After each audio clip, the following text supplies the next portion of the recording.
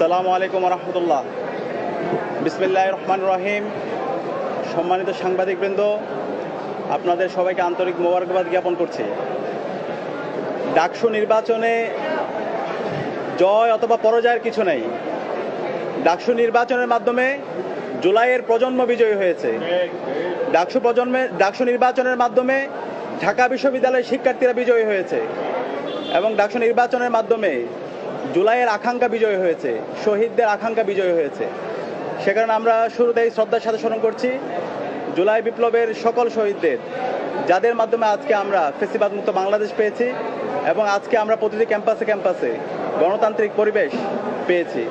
একই সাথে আমরা স্মরণ করছি বাংলাদেশের আজাদী আন্দোলনের সকল শহীদদের, বিশেষ করে মহান মুক্তিযুদ্ধের সকল শহীদদের, 90-এর স্বৈরাচার বিরোধী আন্দোলনের সকল শহীদদের, আধিপত্যবাদের বিরুদ্ধে, আগ্রাসনের বিরুদ্ধে লড়াই আমাদের অগ্রনেতা শহীদ আবরার ফাহাদ সহ